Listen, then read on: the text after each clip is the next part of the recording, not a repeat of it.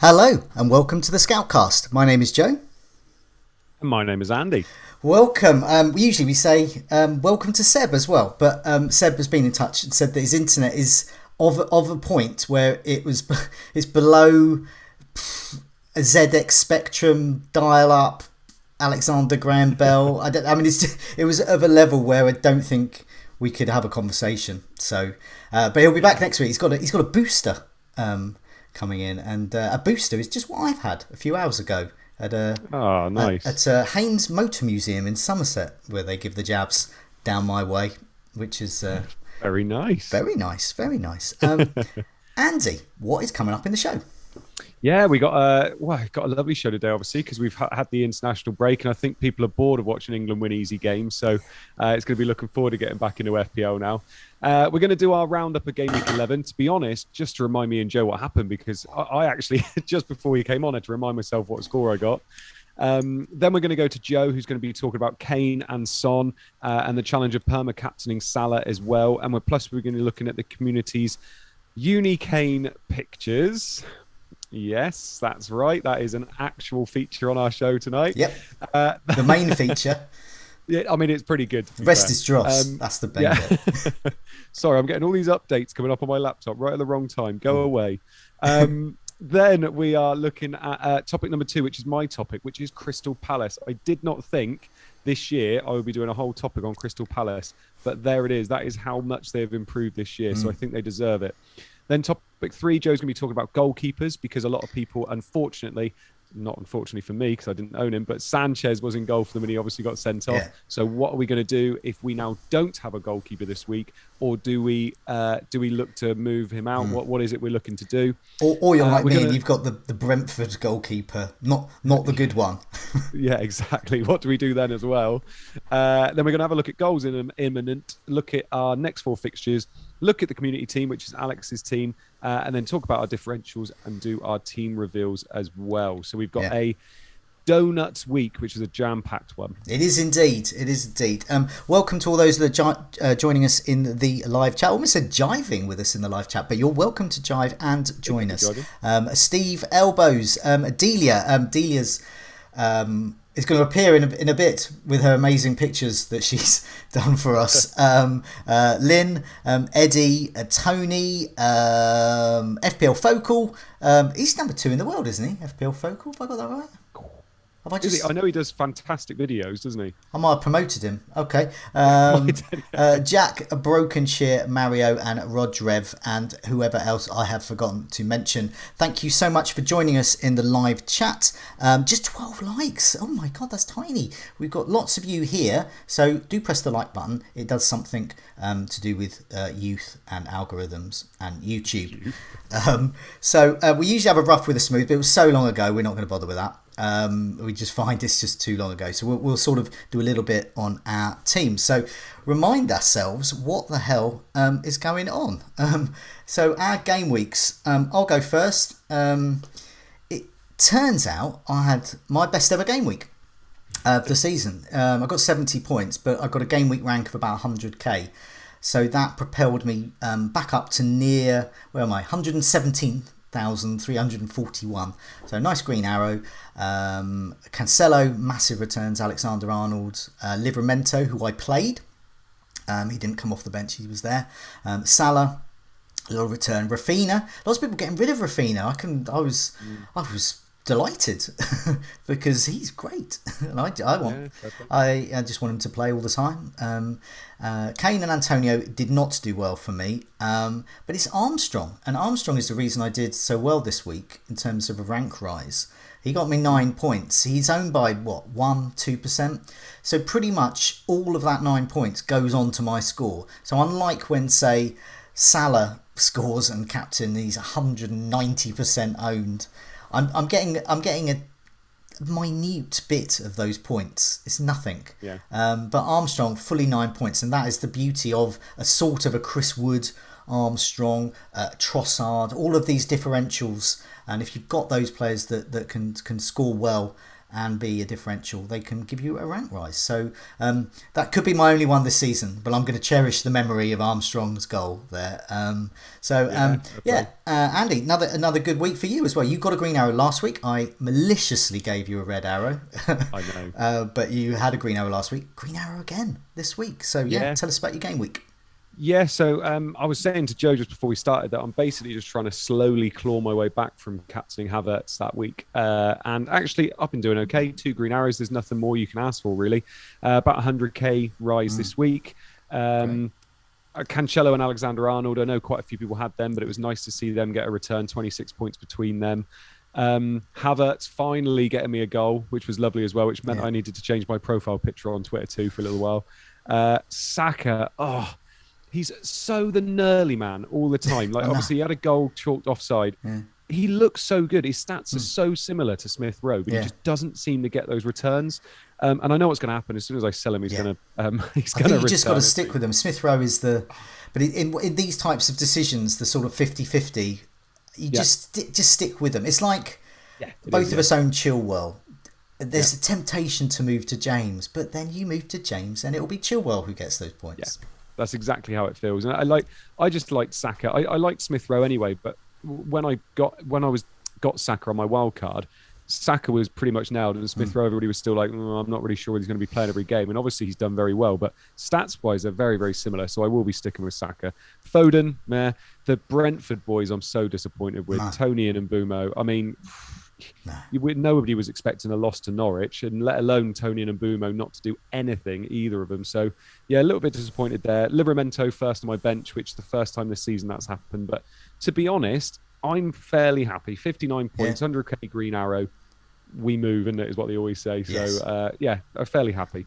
I think with I one of the Meet the Manager videos I did a few weeks ago now, with an ex-pro, and one of the things that he was saying about Mbomo is that he didn't like him because he kept hitting the woodwork, and so other people were saying he's getting the woodwork, that's he's going to score soon, and he just saw that as inefficient and being an inefficient player, wasteful.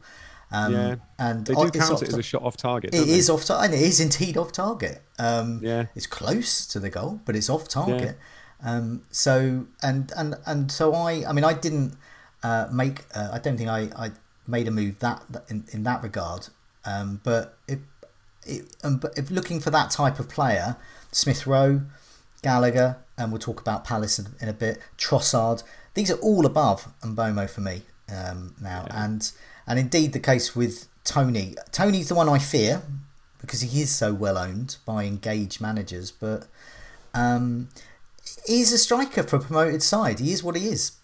No more, no less. And he's priced that way as well. He's still a kind price. And the thing is, he's got penalties. If they get a penalty, he's going to be there. So that the floor is always a little bit higher than some of the strikers out there. But I mean, is there much of a difference between Tony and Pookie at the moment? No, nobody's going Pookie, are they? No. So interesting one. No, or Armstrong, thank God. Yeah. True. So may that long continue. Although I'm probably going to get rid of Armstrong in a couple of weeks. But there are lots of other strikers, like say Callum Wilson, Chris Wood. Yeah. There are others that can come in the mix, which is why I still like that third striker spot, who's around that 6 million, because you can dive onto these players, and it is very temporary, the form with these guys. It's like Sidibe. I think it was Sidibe at Stoke. Remember, I got him in, and I got a couple of goals out of him. But it's very temporary for about a month, and barely owned. And these types of players, they're the ones that can get you that rank rise. So we are going to be talking about Kane and Son, and whether they can challenge the likes of Salah for the captaincy, or indeed which one we should bring into our team. But before we do that, last week, last time we were on, Kylie was in studio. I say studio, she's in a house, and then we had a Zoom chat on the Scoutcast. But she was talking about the unicorns of the game for FPL dreamers. So these legendary, like Armstrong, Chris Wood, and indeed Kane, very low owned differentials, and they could do well, and that's what we all dream of. So we came up with the uniKane, and luckily there's lots of really creative people in the community who've come up with some pictures. So I've done them in a sort of a sliding scale of Well, you'll see. So here's the first one. What's happened? This is Andy Nash. It's just simply a lovely unicorn, and he's just talking about some first half hat-trick sparkle in preparation for Leeds. While people listen to that, if anyone's of an age and they can remember Take Heart with Tony Hart, when he has the gallery scene, they have the music in the background while we show all the kids' pictures. Just have that imagining in your head. We can't obviously afford the copyright for that. So here's the second one. This is from Delia, who is in the live chat. She's got a couple in here, so this is one of hers. Obviously, I could do better things with my time, she says, but I felt very inspired after listening to the latest Scoutcast featuring Kylie and Joe and yourself. So kept saying Kane could be this season's unicorn dancing across dreamland. So yeah, Andy, for the benefit of those listening on the podcast, what is this of, Kane? I mean, it's Kane and a unicorn one. There we go. It's that simple. So okay, Kill me now. And Kill me now. Here's the third one. This is for the North London derby. So the famous Saka. There was a whole bunch. Quite a few of them on their unicorn inflatables. Yeah. And Dan Parsons has got Kane's face on that. So there we go. Saka riding Kane. So on uniKane 4. Okay, right. This is where we start to get into the nitty gritty. Do you know, Joe? I was so happy when I was invited on the Scoutcast this year, and I'm not really sure what's happened. Well, this is it. This is what's happened. So FPL content. That's what I wanted to do. Serious content. FPL. Oh God. Yes, it's serious. This is it. I mean, these people with their stats and their tables. This is it. This is where it's happening. FPL Gaza, Geordie FPL on Twitter. Quite disturbing, if I'm honest, Joe, but couldn't resist. What's he done here? For the benefit of those listening. Oh God, hang on. I'm trying to keep up on the YouTube stream. Let me bring it up on Slack. So let me have it up on two different things. So it's basically a picture of Kane with a unicorn horn holding a cat who's also got a unicorn horn. Yeah. Oh no, that's not that one. Oh no, given it. No, you need to be on the screen. This is a semi-naked Kane. Sorry. And jumped ahead. Directly below the Saka one. Let's go for this one then. So you've just described this one. So the next one here, this is from FPL Greyhead, one of ours, the uniKane. Describe this one again. So it's Kane with a unicorn horn holding a cat with a unicorn horn as well. It's very sweet. It's beautiful. And last one, people may be either happy or sad to know this is the last one.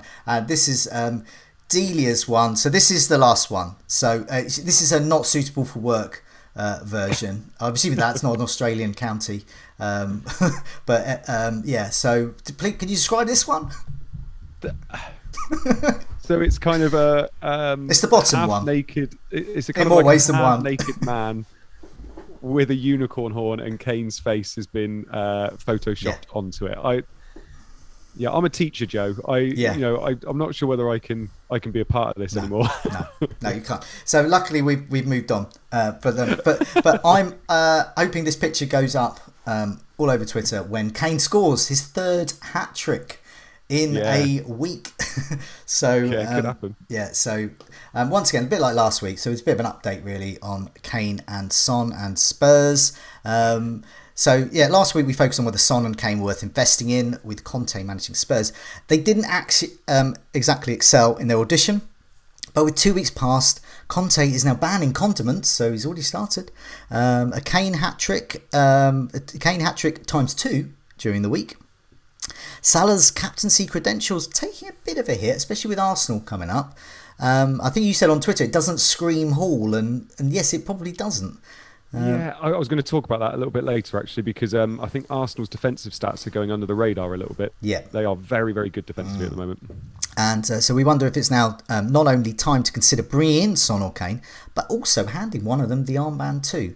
So we've had some community questions. Matt Kent, has Kane's hat-tricks during the international break given us a little more confidence that he will do well during Spurs' kind fixture run, and that he could in fact be a better option than Son? So Tottenham have Leeds coming up next at home, then Burnley, and then Brentford at home, and then Norwich at home. It's a lovely set of 4 fixtures. I hope Kane does well as a Kane owner there. Andy Mack, for Vardy owners, is it worth transferring him out for Kane if you can? And Mac, no relation, says Son, Kane, none or both. And then Conrad asks a linked question. If Robertson is out for a few weeks, who is the best third Liverpool option? Jota and Tsimikas. So how long does Robertson need to be out for before Tsimikas a better option than Jota? So the reason he's asking that, obviously Robertson is injured. We don't know the extent of that.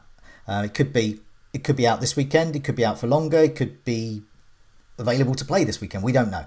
But Tsimikas would fill in there. The reason I mentioned him is 3.9. Kane is a lot of money. Son is a lot of money. You're going to need probably maybe 2 transfers and need to find money somewhere. Tsimikas could be the guy to do it. So taking all that in, Andy, have you got any Spurs? Are you thinking of getting any Spurs? I will do. So I 100% will do. So it's Havertz to Son is what I'm most likely doing this week. And I've had that planned in since I got Havertz in. So Havertz was always a 3-week punt for me. To be honest, apart from the captaincy where he blanked and Salah hauled, he got an assist and a goal and he got me quite a few points. So I'm not too disappointed with that as a punt. But it was always going to be for 3 weeks, and then I'll be going to be more than happy to move him off for Son because I've got the money to be able to do that. So that's still what I'm thinking of doing in my head. I have been thinking an awful lot, and I think this is happening a lot when people are talking about Kane or Son. They're saying which one they prefer, and I think they're only saying the one they prefer based on who they can get to. Exactly. I think I agree with you on that, yeah.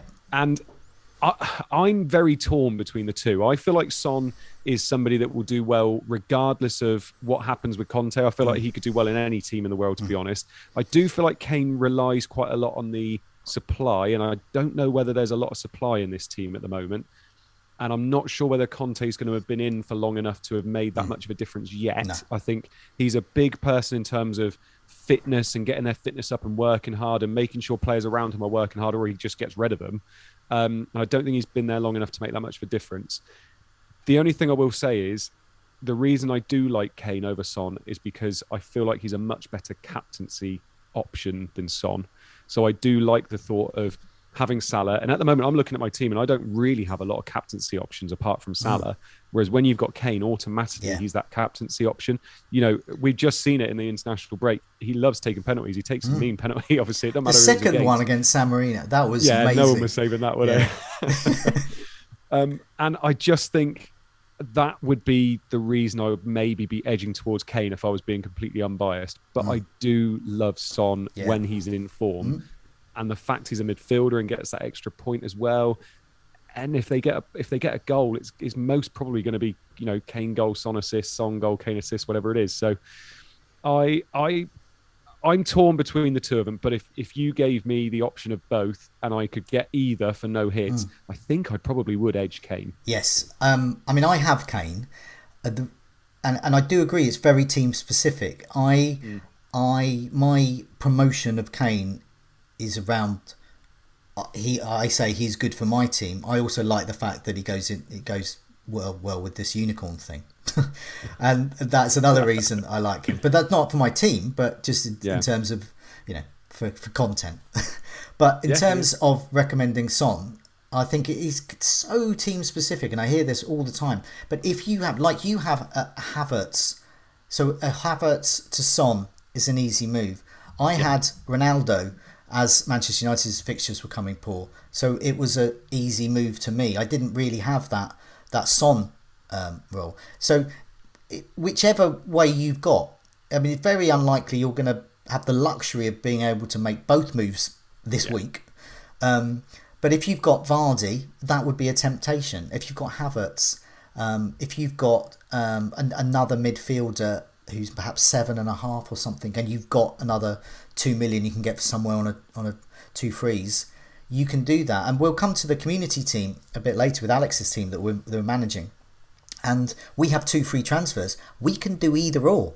We can do Kane and a make weight, or Son and a make weight, and so we'll come to that a bit later. So we are in exactly that same position. So I think it is team specific. I think everyone needs to look at their team and think, is it easier for me to get Son or Kane? And also, where do I want to go with that down the line? So I don't want to discount Ronaldo. I have at the moment, but I don't want to permanently. And I think I Kane think to Ronaldo is a move down the line. I think I that's a might. very yeah, I think that's a clever way of looking at it because when you look at midfield, there's a lot of those midfielders I could end up wanting. So there's a lot of midfielders that I could quite happily own instead of Son at Yeah. times. Whereas you look up top, and there's really not many people we're going to want, I don't think. And Kane's one of them at the moment. And apart from that, premiums up top. I mean, you can easily own Kane, Antonio, Tony, Yeah. Huang, whoever it is you want is that a cheaper option as well. And it still looks absolutely fine. And I do think when those fixtures change for United, you are going to be wanting to move someone like Kane to someone like Ronaldo. Yeah. Whereas me, I'm probably going to be having to save a free transfer beforehand if I don't want to do it without a hit and move some funds around and upgrade Antonio or something like that to Ronaldo and downgrade Son. So it's going to be a lot harder for me. But I think if somehow, the way my team was, if I was sitting here with Son in my team, not Kane, then I would actually be thinking, well, okay, Manchester United's fixtures are going to get better. Are they going to improve? Well, let's have a look at the next few games and see. Son to Rashford. Son, if I can find a bit more, to Fernandes. Exactly. So I wouldn't think of Ronaldo. I think if you've got Kane, you can start thinking Ronaldo very easily. If you've got Son, you can start thinking about those. I mean, I thought Rashford's been looking great whenever he's played. Yeah, he has. I think it's the competition for places in his position, though. That's what would throw me off because he's not cheap either. No. Is he still 9.5 or something? Yeah. So to be honest, I think if I were to go that way and I'd be going away from Ronaldo, I'd be going Bruno. I think the creativity stats are still there, and the fixtures coming up. Well, I think we only had one penalty this year, and he missed it. I think that was the only one. So we don't have any reason to believe he's not on pens. And I think that's probably the way I'd go if I wasn't going Ronaldo. No, as far as we know, he is definitely on penalties. Yeah. Well, I've got some stats here. It's not just all about unicorn pictures here. We have some stats as well. This is expected goal involvement. This is something I put up on the captaincy video as well. But this is sort of more general for whether you want to bring players in as well. So this is the top 10 in terms of expected goal involvement last 4.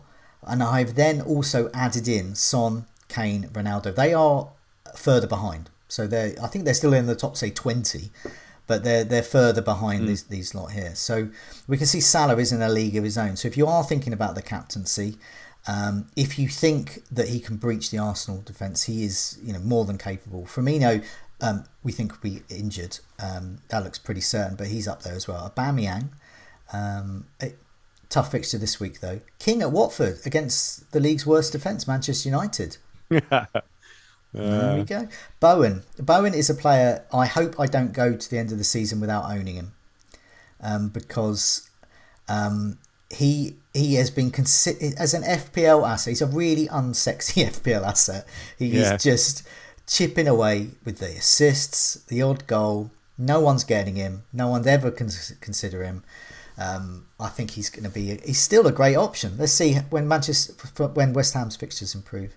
A few other names here. Benteke we'll speak about a bit later. Trossard. Now I think it was Ivan in the chat was talking about that Brighton are going under the radar, and Trossard. Can we speak about him? Last week, mate, he was my differential of the week, and Tony, who's also in the live chat, got him in as well. So I managed to convince Tony, and so he got him in and profited handsomely from his goal there. He's playing a little bit more centrally, isn't he? I think he's a lot better when he is. Yeah, definitely. Yeah. Then we've got the likes of Mane, Foden, Norgard at Brentford. But then Son is behind. So in terms of expected goal involvement, Salah, to put in perspective, Salah's 2.93, expected involved in basically 3 goals. Son 1.69, so 1.5, maybe 2 goals. Kane just below him, 1.4. So Kane's had a goal and an assist. Ronaldo's just behind him even further, 1.16. So before I consider Ronaldo, I want to see some improvement in that. I want to see him up in the, at least 2 to 3. But, tough with him. Obviously, we didn't create an awful lot against City, did we? So that may skew it a little bit. But I'm looking here, and it was something that I was going to bring up. Obviously, is that Arsenal, they've conceded 4 goals in the last 8 games. Yeah. And their last 3 away games, and obviously they're playing away this week, they haven't conceded No. in the last 3 they away have games. I had a know the kind fixtures have been kinder. They have They had a have, kind fixture but on, it's good form. They're playing well. They're playing defensively. Yeah. They're not letting teams score a lot past them. I mean, they're not scoring a lot of goals themselves, which is probably why they know they have to be quite so defensive.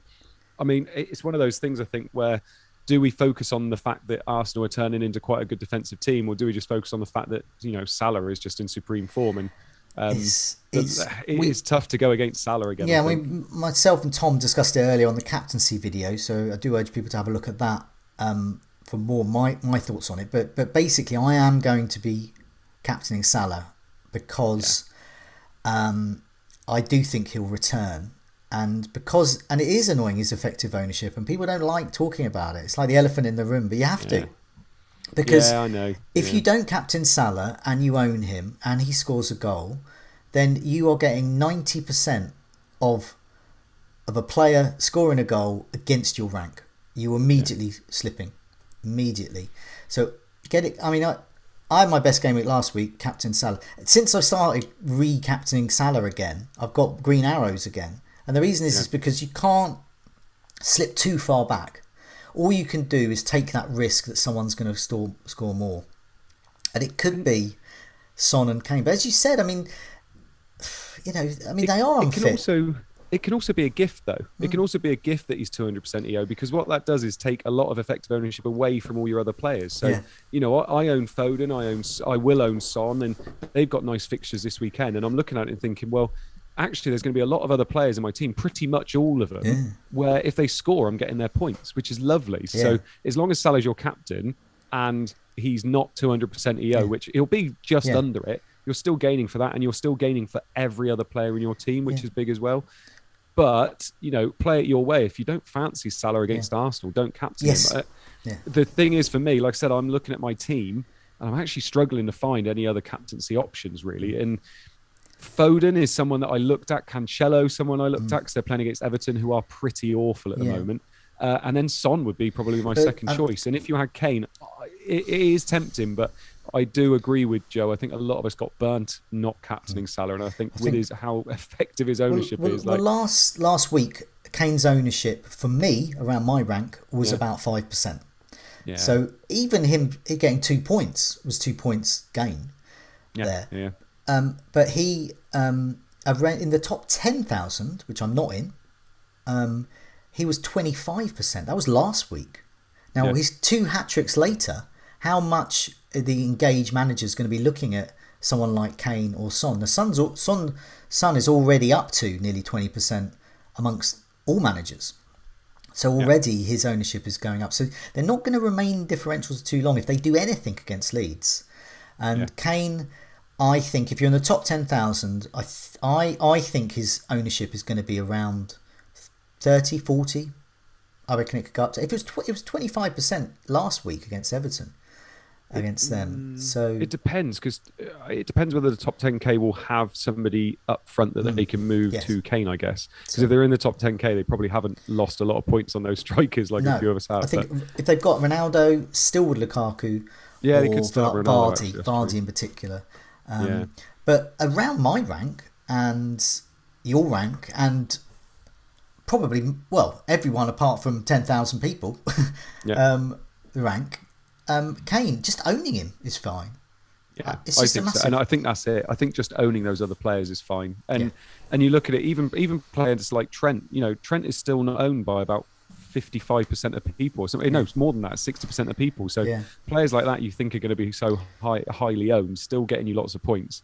I think for me, sounds horrible, but I'll probably be on permanent captain with Salah until he goes off to AFCON, and then that's the time to start moving things around a bit. It was funny on Twitter the last set of matches, people saying hope Salah can save my game week. Well, if you captained him and you own him and Alexander-Arnold, then he's just going to maintain your game week. He's not even going to do anything.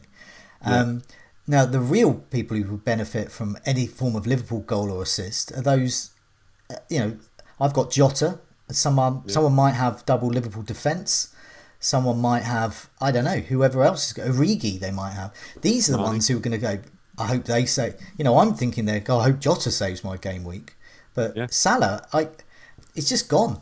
It's just the way the game is, and Yeah. whether there's 7 million or 1 million, there's still the percentage you're playing against.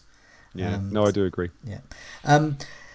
There's other managers, as well as Conte and his lack of condiments at Spurs. We got Gerrard at Villa and Smith at Norwich. I like Smith's move from Villa to Norwich because it shows that he's a jobbing manager. You don't want to be sit on gardening leave. You just I didn't like that sacking at all. I think he'd done an awful lot for them, and they'd sold their best player they probably ever had. And I don't know what they were expecting. I think did he lose 4 in a row and they got rid of him? I think that was quite harsh, personally. Yeah. But there you go. I think Norwich. I think Aston Villa's loss is Norwich's gain. Yes, it's FPL manager's loss as well because he is our mortal enemy. Because he once said in a press conference that he doesn't live in the fantasy world. He's in the real world of football, and dismissed and tried not to give any early team news. So, well, luckily he's at Norwich now. So I don't care about it. Yeah, true. At the moment, you can live in the real world all you like in East Anglia. And but yeah, nevertheless, Norwich do have Southampton, Wolves, Newcastle, and Tottenham. And you mentioned Pukki earlier. People are looking for a cheap striker. Yeah, I'm going to be mentioning him at the end of the show. Oh, okay. But Pukki, I think, is a good bet. New manager bounce. Gerrard at Villa. Now, I don't know. Villa are weird, aren't they? Because they've got loads of really good players. And I can't work out. I mean, across the board, goal, defence, midfield, attack. I can't work out why they've been so poor. And I hope they still were poor this weekend against Brighton. But, I don't. I mean, do you know much about Gerrard and Rangers? I mean, a lot of people have been saying about the right back, wasn't it, Tavernier up when he was at Rangers, and saying maybe Matty Cash can turn into that, but I don't see that personally. No. I think he's very organised as a manager. He's obviously very passionate, and he'll make sure he gets the most out of his players. But I think Villa have quite a few problems at the moment. They've got a few injuries that have hurt them, and I don't think they're getting them. They know how to play the players they've got. People like Buendia, I think, people were hyping him up quite a lot, but I'm not sure he's quite got the work rate. And I don't know. I think there's a few problems there. Bringing Ings in when Watkins was doing fairly well up top by himself. There's a few things that aren't quite working there. So he might need to go back to the drawing board a bit. Yeah. So they're definite wait and see for me for quite a while. When I was talking to Tom earlier on the captaincy video, he's a Villa fan, and he seemed to think Watkins could do well. It could be his Gerrard sort of player. I think he was saying he thinks it's going to be 3 up top. Instead of the sort of Ings Watkins front line, it'll be 3. So it could be Watkins on the wing, could be. But I think he Watkins, also mentioned that Gerrard likes to play wingers quite narrow, so that could also be good news. But yeah, it's a wait and see, really. So I'm going to be playing Jason Steele in goal for my team this week. It's one of those players you think, oh, is he in my team? But he gets a run out because Sanchez. But we'll talk about goalkeepers in a bit. Shall we move on to Crystal Palace? I'll put a picture up of Gallagher because he's the poster boy of fantasy managers. Yeah, so Crystal Palace. So Joe always asks us at the beginning of the week, do you want to do a bit of a topic on anything? And actually, I've been looking at Palace for ages. I talked about Gallagher. After week 1, week 2, saying, I tell you what, he's a tasty looking player. He's getting forward. He's got the energy. That's what I really liked about him, is that he lasts to the end of the game, and he's coming up and down. He's a real kind of box to box midfielder, and I really liked the look of him at the beginning. And I wanted to do a little bit on Crystal Palace because people are thinking about who to get in, whether Gallagher is somebody we can hold long term, whether we can look at some defensive players. And I will hold my hands up and say I thought Palace were going to get ruined this year. I thought Vieira was going to come in. All that defensive solidity they had, I thought he was just going to ruin that, and he was going to open them up, try and play football, and they were just going to get ruined every week. I could not have been more wrong. He is genuinely doing a very, very good job there. Yeah. And so when I look at it, I mean, last 4 games, in terms of XG from open play, they're 4th. They're 4th behind Liverpool, Man City, and Chelsea. Love that. For not thinking about penalties, it's just from open play. Really, really like that. They're above Leicester, they're above West Ham, they're above Man United, they're above Spurs, they're above Arsenal. They're 4th in the league. So I thought that was quite nice. The other thing as well, I wanted to try and have a bit of a look at whether Gallagher is the one to own or whether there's some other players we should be looking at. And for me, when I'm looking at all of them, the main ones I thought about up top that we could probably maybe consider is Benteke, who I know you're quite sweet on. Well, I've got some. Shall I put the stats up? Yes, please. These are the last 4 game weeks, and I've sorted it by expected goal involvement. But there's a few other stats like big chances created, shots on target, and of course actual goals scored. So yeah, these are the stats. So yeah, carry on. Lovely. And for me, I thought, Zaha's always going to be in the conversation. He's a talisman for Crystal Palace, and rightly so. He does obviously get them out of the mire a lot. Benteke is somebody that is now getting the minutes, and I think if we can get him anywhere close to what he was like when he was at Villa, then we're going to have a player on our hands again. Gallagher's obviously there. Edouard isn't really getting a lot of the minutes that we want, and he's subbed quite early, so it's a tough one. Elise is another one that actually is starting to really come to grips with the Premier League, and I do quite like a lot too. But the thing for me that I thought was quite interesting was that I was looking at the last 4, and Zaha was so far above Gallagher in terms of expected assists and expected goals. And I thought, I say so far above, he was above him in both, and I thought that was quite interesting. But Gallagher, I think, is kind of overperforming what we're seeing at the moment. But I think that price you just can't ignore. No. You just cannot ignore the fact he's 5.8 million. And you can move pretty much any midfielder you've got, any underperforming midfielder you've got in your midfield to Gallagher, and I think you'd be quite happy. Benteke for 6.3 million, I would still struggle to get him in myself, I think. Yeah. I think those midfielders of Zaha and Gallagher are very, very nice. And I think that would be the way I was going. But I do also think Tyreek Mitchell at the back as well is quite a nice little player to get in. 4.5 million. I know a lot of people are thinking about moving people down like Azpilicueta in their team because he obviously isn't performing. If they're not going to go to a Chelsea defender and they're going to go down and try and upgrade somewhere else, I think someone like Tyreek Mitchell was actually a very shrewd move personally. So for me, I think it's between Gallagher, Zaha and Mitchell, but I do think that going Zaha over Gallagher isn't a crazy move, personally. Well, I mean, we'll talk about our community team we're managing for Alex later, but on our wildcard 4 weeks ago, me pretty much just went for Zaha. I don't think you and Seb were involved in that. I think I just did it. And the reason I did Zaha was because I didn't think he would be well owned. I thought he would remain a differential, and I thought with their fixtures coming up, they'll do well. He can score against anyone.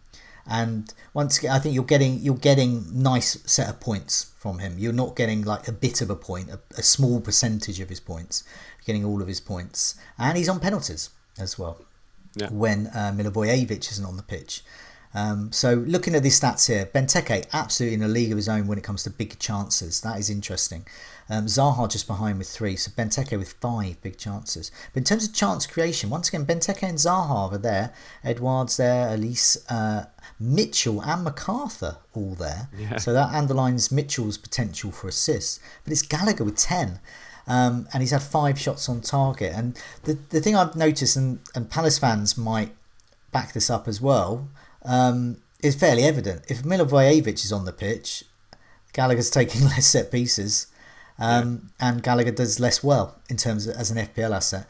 If Milivojevic isn't on the pitch, Gallagher's your man. I've had him for weeks in my Sky team, the weekly mention of my Sky team, and he's a gem, an absolute saviour, because you can captain him some days as well. He's been fantastic. And I do look saying we're not expecting Milivojevic to play many minutes. Great. To be perfectly honest, he's not. He's past it now, and he's hardly got any legs left. Bless him. Which is great news for Gallagher owners and those like our community team with Zaha.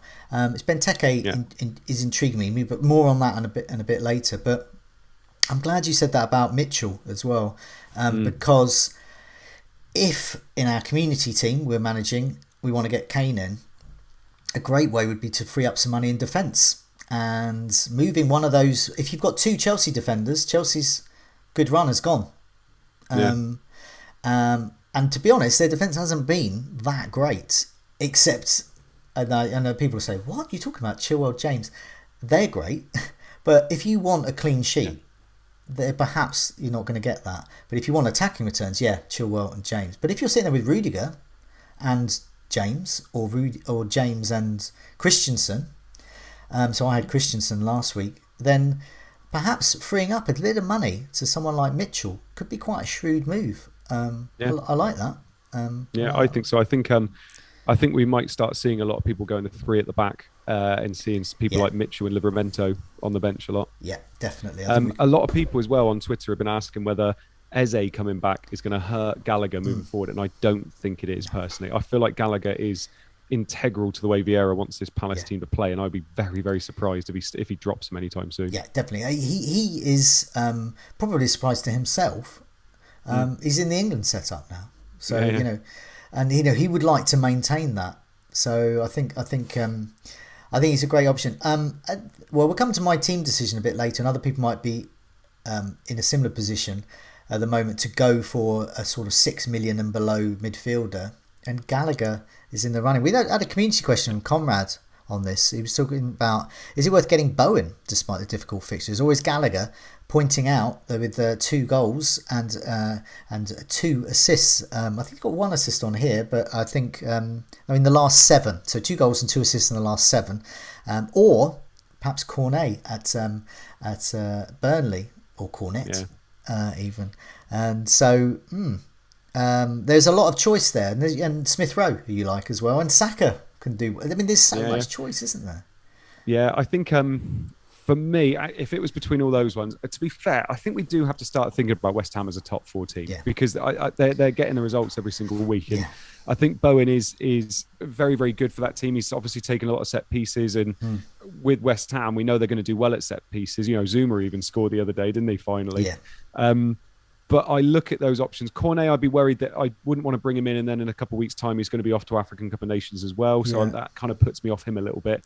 I do like the Arsenal boys, but I don't think I'd be investing in them now if I didn't have them already, because that run's not quite as nice anymore. But I would find it so hard to look past Gallagher. He plays so well. Even against the tough teams, he plays well. And I feel like the one caveat for me, if you had Gallagher, was you'd have to play him every week. Oh, yeah. I really do. Yeah. Definitely. I think if you had him and you were thinking you could bench him some weeks, he's going to hurt you, I think. And he hurt a lot of people this week. So no matter what, I think you've got to play him every week. He's almost like a Souček from last year, at the beginning of last year. So if you've got him, play him. Yeah. So the fixtures are, Chris Price got Burnley, Villa, Leeds and Manchester United. That's 4 weak defences. And even though Manchester United is sort of flagged as a tough fixture, defence-wise, they're not. So the likes of Gallagher could definitely get returns there. He's my top choice. As you said, I don't.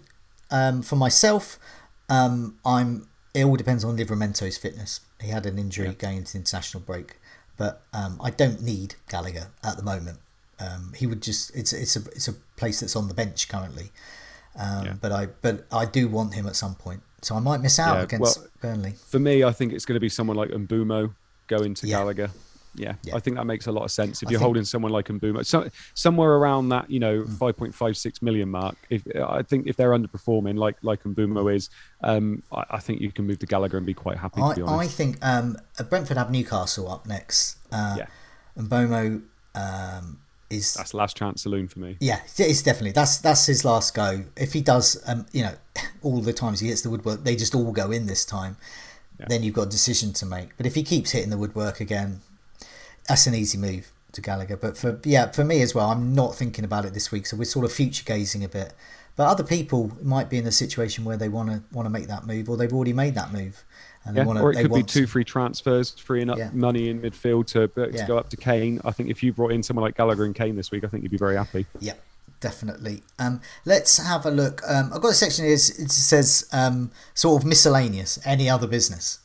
So this is sort of a mishmash of things. This was when I thought Seb might be involved as well. So he might have his over and under achievers tables we could put in. So we haven't got those because he's not here. So we've got some other tables, and I'm going to look at goalkeepers. But before that, I've got goals imminent table. So people can insert their own round of applause in their heads. For that one, we got Norgard at top with Brentford.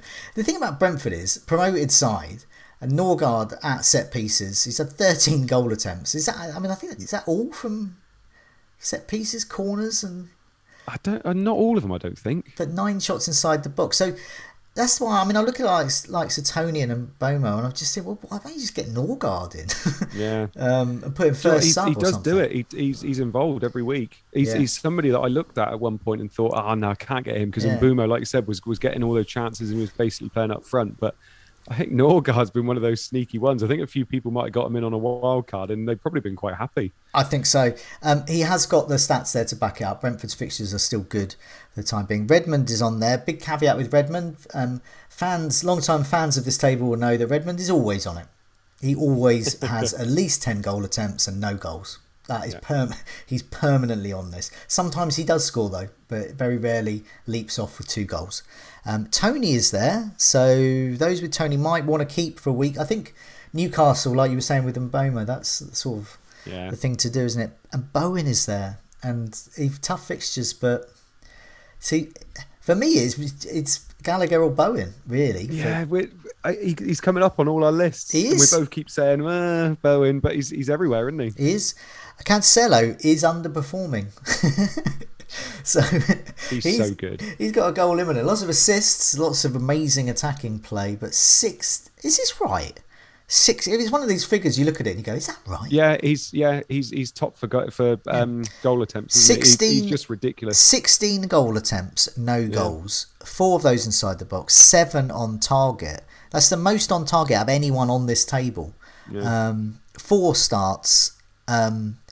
Expected goals wise, you're looking at he should have scored at least a goal. He should have scored at least a goal. I tell you what, if I was a gambling man, Cancelo captain this week. I tell you now, oh god, we all look at things on Twitter and things, the memes and things, and these newfangled things like that. But they come up in your heads as well, like Spider-Man one, and as soon as you said that, I had the image from The Big Lebowski of the guy dusting his giant bowling balls, because that's what it would take. But I mean, if people did it last week, people benched Cancelo last week, and I was saying you cannot bench him against Manchester United. I saw that, and I thought, what's going on? Because I was off, I was busy with work or something for a day, and I came back to it just before the last, and I saw, first of all, I saw people benching Livramento, and I thought, well, okay, and then I saw people be benching Cancelo. And I just thought, what the hell is going on? Yeah. What have I missed? And people were selling Rafinha. Got worried, didn't they? People went mad that week. Hopefully they're a bit more sensible this week. But Damari Gray still trucking along. Yeah. So if you still got him, he's not an urgent removal. But you remove him soon. I don't know. I think for him being 0.1 million less than someone like Gallagher, I think I would be very, very trigger happy there. I'm going to assume, I've got Sarr at the moment, and he's on my bench. So and if Gray is a bench player anyway, it's not urgent. But if you're relying on Gray every week, probably get rid now, despite him being on this table. And Ronaldo propping it up. 10 goal attempts, 9 inside the box, 4 on target. This is. I'm keep an eye on Ronaldo. I think he's good, isn't he? But he's going to be greedy. You just can't trust him. For 12.4 million, not being able to trust him is not great value for money, I don't think. But with those fixtures coming up. Yeah, definitely. So, we've got a chance to have a look at Manchester United. See how they're good. I've got another table here in our any other business. Goalkeepers. So what I've got here is the top 10, and I've sorted it by minutes per save. But there's a few things to look at here in terms of how many clean sheets they get. Obviously, you get points for that. How many goals they concede. Obviously, you don't want that to be too high. Minutes per save, so how many saves they're getting. And XG prevented. And that's basically how good they are as a goalkeeper. So are they actually preventing goals? So plus is good, minus bad. So are they actually a hindrance to their defence, or are they aiding? So top in terms of minutes per save is Tim Krul at Norwich. No shock there, really. Yeah. So, but as you can see, that doesn't make him a player to recommend, because he's conceded 10 goals, and he's actually cost his side at least 1, maybe 2 goals, 1 clean sheet, This is the last 4. That's not good. So then we've got Ramsdale. Ramsdale I like here because he's the one that he ticks all the boxes. Goals conceded 3. That's hardly any. And clean sheets 2. Great points. Minutes per save, 1 every 22.5 minutes. Lots of save points. XG prevented. He himself has prevented nearly 2 goals. Who was it? Who was it he was playing against when he had that incredible game? Was it Villa? I think it. No. The Villa game, they were pretty poor. It was. I can't remember who it was now. I can't remember. Whoever it was, like someone in the live chat hopefully will help us out. It was like watching Martinez, wasn't it? From last year. It was just like fair play to the lad as well, because he had a lot of stick when he signed there, and Arteta got a lot of stick for wanting him as well. But I look at that list and he stands out massively for me. And I tell you what, if I owned Sanchez, I would be moving to Ramsdale this week. I would look at it as a it was Leicester. To jump. Hey, thanks live chat. Aiden, Leicester, that's it. Raymond, Paul, Bruce, John, all of you. You can stop saying Leicester now. Thank you so much. He was incredible against Leicester, and he plays Liverpool. So if you've got him, you would want to play him because look at the minutes per save, so you can get save points there. Yeah. And if he has an amazing, he's capable of a big haul there, even if he concedes. So it's tempting to get him in, very tempting to get him in, because it's a long-term play. I genuinely, I'm looking at, I've got Sa, so I got Jose Sa, and I'm looking at it and thinking he concedes so late every time. But I'm looking at it and thinking, 5 million, I could probably go down from there. But I just look at Ramsdale and I just think he's the keeper to own at the moment. I genuinely do. Yes, the fixtures have been nice, but Arsenal, I've already said, are a bit more of a defensive team this year. If I was on Sanchez, I wouldn't be enamoured by Sanchez at all, and I would probably be making that move personally. And further down the list, you're looking at Salah there, and De Gea. They are good in some respects and poor in others. So Salah, no clean sheets. De Gea 1 last 4, 11 goals conceded for De Gea. Salah 6 better, and they're minutes per save, so they're doing well for the minutes per save. But De Gea is actually costing his side goals, and Salah is the only one he's the only one in our top 10 apart from Ramsdale who is in the plus there, who's actively preventing goals. So he is a good keeper. He does get you the odd 3-pointer rather than 2-pointers as well. And then so Martinez is there. I mean, the cost there 5.5, no clean sheets, 11 goals conceded. It doesn't really matter what the others are. He's failing at those ones. Pope similar, no clean sheets, 5.4. Then it's Sanchez, and this is why people who have Sanchez, they can't play him, might think, well, this could be the time I make a move. If you don't have, so I've got Steele as my backup. Some people might have, say, Foster. But they might not have a backup. I think I was listening to the Always Cheating podcast, and I think Brandon was saying that he had Jed Steer, I think, as the backup. I've got him. Exactly. You've got that sort of arrangement as well. So there are people like that. So we had Jed Steer because Martinez is going away every now and again, isn't he? Yeah.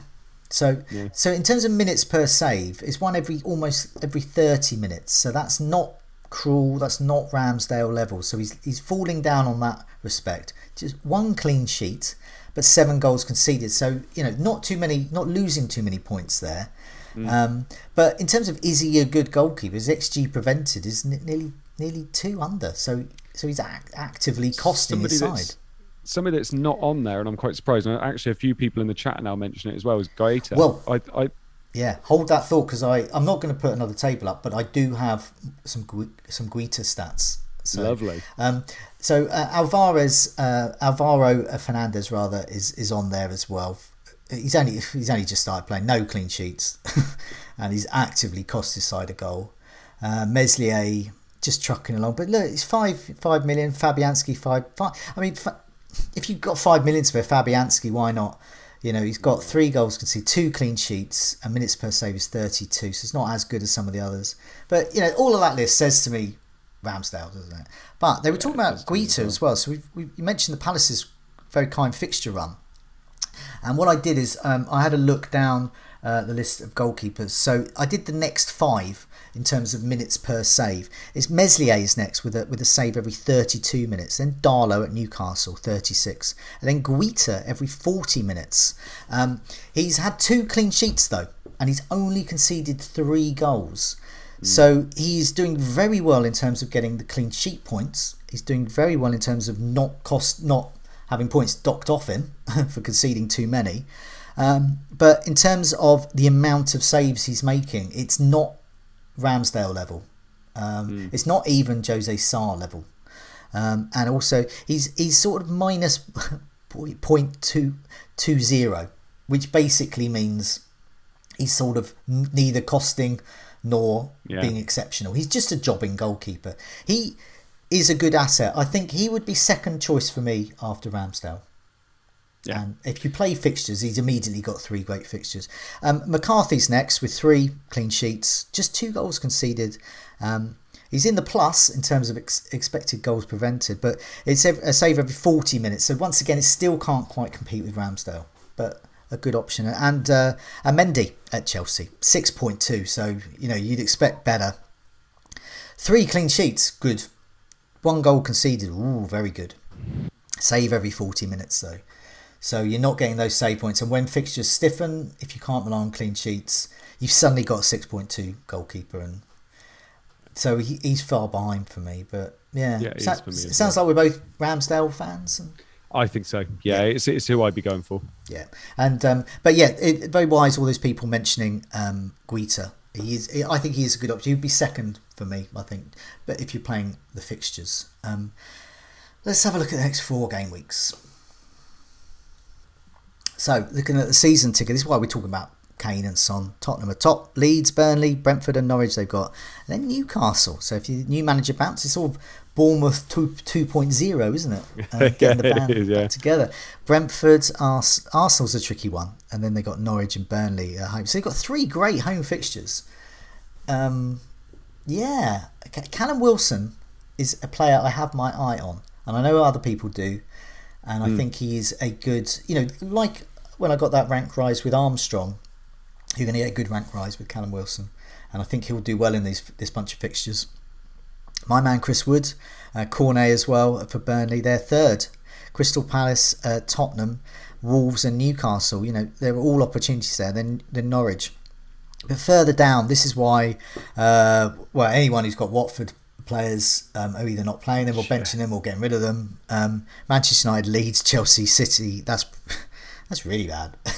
And Everton, City, and then Brentford, that's okay. And then Liverpool, Arsenal, so that's poor. And then Arsenal. So even though we're recommending Ramsdale, there is that caveat that immediately at the moment the fixtures aren't great. Are they? Well, you say that. Liverpool away obviously isn't, but then Newcastle at home, United away, Everton. Well, I don't think they're that bad. I can see them getting 2 clean sheets in those next 3. I think Liverpool away not so good. I think Manchester United is going to be tough, but there could be some save points. Newcastle, as I said, I do think Newcastle are going to be scoring. We'll see. I have faith. I'm chasing the Callum Wilson unicorn here. Yeah. But I mean Everton and Newcastle. I reckon at least 2 out of 4. 2 out of 4 clean sheets. I think so, which isn't bad when you consider he's less than 5 million. Yeah. And West Ham is patchy. I've got Antonio for Wolves. I'm playing him against Wolves defence. They play high. So they got City after that. And Brighton and then Chelsea. So it's not great fixtures for them, and they're low down. And Southampton's fixtures turn a bit, really. So Norwich, great. And this is why I'm saying Livramento's going to move back to the bench, and Armstrong's going to move on to someone else. And that is because he's got Liverpool, Leicester and Brighton from Gameweek 13 onwards. And they are not great fixtures there. But yeah. Do you have a look at differentials? So do you want to go first? I mean, often our differentials are based on the fixtures, so we're looking at next 4. But who is your differential to go with? So my differential is, I am looking for a bit of a new manager bounce. And my differential is Timu Pukki. Ooh. So I know a lot of people are going for someone like Wilson, and I can see why, but I think I'd be waiting for Wilson until game week 14 where he plays Norwich and Burnley in a row. Yeah. But I like the fact Norwich have Southampton. I think Southampton at home is an okay fixture. I know Southampton have been quite good defensively, but then they've got Wolves, then Newcastle. I think those next 3 games is quite nice.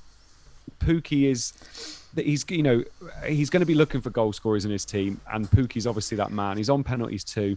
If they have any kind of a bounce, you expect Pukki to do okay. So, he's owned by less than 5% of managers, and I think he's somebody that you could put him in your team, and actually you could get something in the next 3 weeks. Yeah, I think he's great. I mean, if people think that Tony's going to do well for him, then they should certainly think that Pukki's going to do well. And I think, new manager bounce. They've got great fixtures. They haven't overall got the team to do well, but Pukki can score. All it takes is a couple of penalties, one goal here, and suddenly you might have returns in most of those matches. And you're going to get. I mean, what's Pukki's ownership now? I mean, obviously within this, under 5%. 4 point something, I think. So you're pretty much getting all of those. So he gets you 9 points. He gets you pretty much 9 points there. There's no half measures. On a similar theme, my one is Christian Benteke, who where people will raise their eyebrows, and even more so than those unicorn pictures. Is 1.3% owned, 2 goals in his last 4, just scored for his country. So with Lukaku's injury, he's scoring at an international level. He's got great fixtures, so he's got form. He's a differential. He's got great fixtures, and best of all, he fits in my unfashionable. We'll come back again, this table of unfashionable picks, but he is the absolute poster boy for the unfashionable picks. He is, to be fair. No one wants him because they've all been, but I remember when he got a red card. I remember when he missed that penalty. I remember when he was left out of the team. Well, I've been playing so long. I remember when he was absolutely sensational at Villa. And I remember captaining him and fired up the rankings thanks to him. And so I still love him. And I think, so anyway, I picked Trossard last week. Benteke is my pick this week. So let's hope I'm on a mini roll. I'll be honest, I think we've done okay with our differentials this year. Yeah, we're awesome. I think we've hit them most weeks, I think. Yeah. So there you go, Pukki hat trick and Benteke brace this week. Definitely. I mean, I think these are good. I think because we've got mega owned Salah, and we've got huge ownership for a lot of other players, and players like Kane and Son, their ownership's going to escalate. There's not much room to get your Armstrongs and your Bentekes and all these types of players, and Pukki. So get them while you can, and doing well, I think. Let's have a look at the community team. This is Alex's team we've been running. So Alex is a community member. He's done really well. He's had a top 100 finish before, but he's under doctor's orders. Don't play FPL this season. So he's given his team to us to manage on his behalf to sort of maintain a good rank. So the pressure is on, really. But this is his team. He had a sensational week of 75. Which was 43,000, I think was the game week rank for that. So really, really, really good. Since we wildcarded in game week 7, he was 783,000, so getting on for 800k. And game week 11, we got him down to 208,000. So 4 green arrows in a row. And that has been through a combination of, the solid, well-owned picks, your shields and your swords. So I'm taking it right back to basics here. And last week we got Alexander-Arnold, Cancelo. We shifted. We used the opportunity to shift Christensen and upgrade him to James. We still have 2 free transfers left as well. So Salah we captained. Zaha we mentioned, great differential. Rafinha, people are getting rid of him. Not Alex's team. We want him. No. Saka, well, maybe we should have gone for Smith Rowe, but as soon as you get rid of Saka, he's going to score. Vardy, we've got Tony and Antonio, and on the bench. Well, I mean, we still benched a whole lot of points with Foster, Rudiger, and Livramento. So we have 2 free transfers, and I think, and we'll put this out to the community as well, what to do. And I think we should tap into Spurs. I think with the fixtures, Vardy, and we don't need Rudiger. He's going to be on the bench. Yeah, straight away when you put that up, I was thinking Vardy and Rudiger. Vardy, Kane and someone. Kane and Mitchell. From Palace. When you said that, it's literally, yeah, that's where my mind went straight away. It's exactly what I was thinking, and so we have some agreement on that, which is good so far. And I think that would be a really good move there, and we can put Mitchell first sub, and also we could play him even, and he could be in. Which certainly covers some of those poor Southampton fixtures, so Livramento can stay on the bench. Our other option, we could do Vardy and Luiz down to a 3-5-2 and get Son and a 4.5 striker. But coming up to Christmas, I'm not so keen on that. No, I don't like that quite as much, to be honest. No, I think that's good. It also leaves us room to perhaps have Ronaldo. So I'm really pleased with that, really. And these are the this is how our Alex's team's done since we wildcarded. And the reason put up there is that it shows. I think we were a bit more cautious with our wildcard with this team because it's not ours, and it shows that being cautious and paying attention to those swords and shields can just keep it back to basics really, and that can do you wonders for your team. Nothing fancy pants, just do that really. So moving on to our team reveal. So shall I put me up first? Here we go. Yeah, go for it. So this is me. I'm going to captain Salah. I think he will still get a return, and his ownership will be so huge that you just got to play that game. And Kane is a differential enough for me as a vice captain, but I may switch that. I may be persuaded, but I quite own that. So I'm going for a 4-3-3. I'm playing Jason Steele. The Brighton. For some reason, I've got the Brentford backup goalkeeper and the Brighton backup goalkeeper. Funny how FPL works.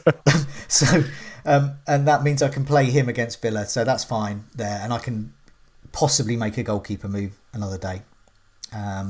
Chilwell, Cancelo, Alexander-Arnold. They are just playing every week. Livramento against Norwich. I think he was pictured in training, so which is good, and I think it was more of an international injury.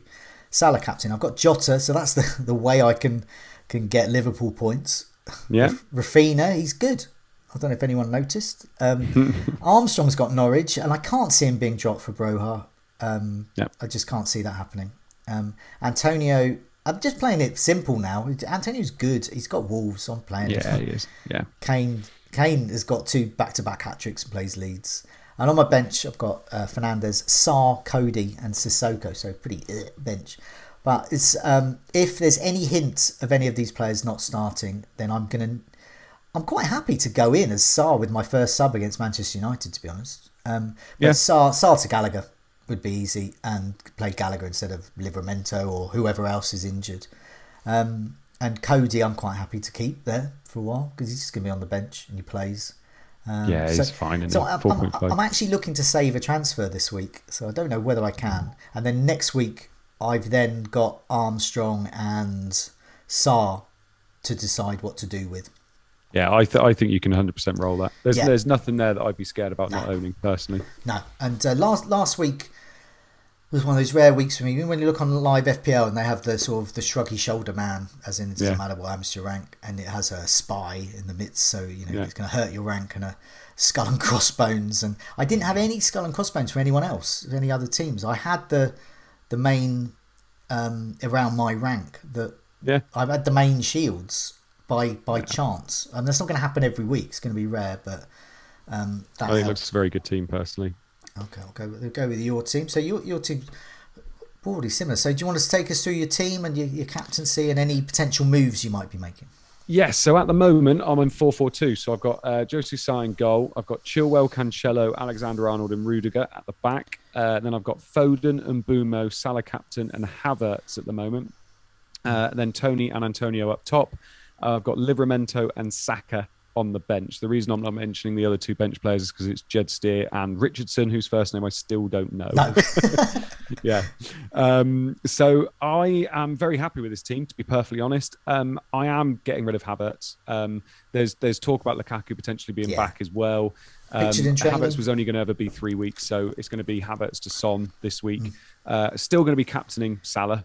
I think I'm going to be playing that game anyway, but it's just going to be too high, and he could return. You got the money to do that, the Havertz to Son? Yeah, Havertz, yeah. I kept the money, so I had the money free from downgrading Ronaldo ages ago, I think. So I moved up Chilwell from Christensen, and then I kept it to do Havertz to Son this week. If you were another player, so to help people out who might be in a similar position, they've got Havertz, but they can't quite get to Son, but they would like to. Yep. What would they? Who would go for you? Who would go in terms of if I needed to downgrade somebody else? Yeah, be Rudiger, I think. Okay. I think I would downgrade Rudiger to a 4.5 to someone like Mitchell, like we've mentioned already. Somebody like that. I mean, Rudiger. What is Rudiger now? I can't remember how much he is now. Right, so he's over 5.5 and below 6. Yeah, exactly. So I just downgrade him down to somebody for 4.5. I think play 3 at the back, and then play Saka or Livramento as well. Yeah. And I'd feel quite happy about that. I feel like it's a chance. Oh, that's my phone gone. I feel like it's a chance we've got to take with Spurs, and I want to get them in. Yeah. I think it is tough to justify it for a hit because we don't know so much about them at the moment, but not having any it feels a bit tough this week. So yeah, I would feel good about that moving into this week then. And then moving forward after that, it's going to be Mbumo probably going for Gallagher, somewhere like that. And we'll see then after that. Saka's probably going to be the one to go after that because his fixtures turn quite nasty. Bruce in the chat is saying, suggesting play Livramento over Rudiger. So if Livramento is definitely fit, he's got... I could do. He's got Norwich, and you've already got Chilwell there. Yeah, I could do. Leicester away. I could do, to be perfectly honest. I do like having Livramento first on my bet. And I'm looking at it, and I'm expecting one of those City boys to potentially not play as well. So we'll see. But I could do. I could put Rudiger on the bench. He's not going to get me much attack in return. So. And we haven't mentioned Jota. So I've got Jota in my team as well. That is the way you get any sort of rank rise with Liverpool. Yeah. You tempted just to sack off Spurs and get Jota perhaps instead of Havertz? I have looked at that, but I feel like with Salah and Alexander-Arnold, I feel okay. I don't know with Jota. I think I'd much prefer owning Son over Jota personally. By the way, that Bruce I think is Tim that I met at Fest. So hello Tim, if that is you. Why is he called Bruce? I don't know. I think he came up at the very beginning saying that it was Tim from Fest. So I'm pretty sure it is. If I'm wrong, then I apologise. It's a man I met. He's called Tim, but he calls himself Bruce. He should feel privileged. I remember who he is from Fest because I was. He's got. I'll tell you what. It's his surname. It's his surname that you're probably going to remember, isn't it? 218-1982. That's the one, isn't it? No, look, he says it's me. See? Hey, it's Tim. Yeah. There you go. Hello, Bruce. Tim.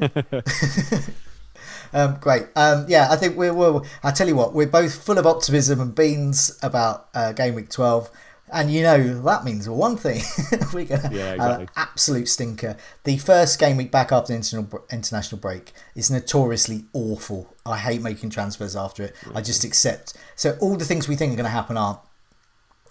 So there we go. Before we go, just remind people about the members area. That's where we got a lot of our lovely Opta driven data from, and the tables. There's the comparison tool, rate my team, and many more. And of course the goals imminent table, which we did focus on. Do check that out. In the meantime, it's a goodbye from me. And a goodbye from me. Goodbye all.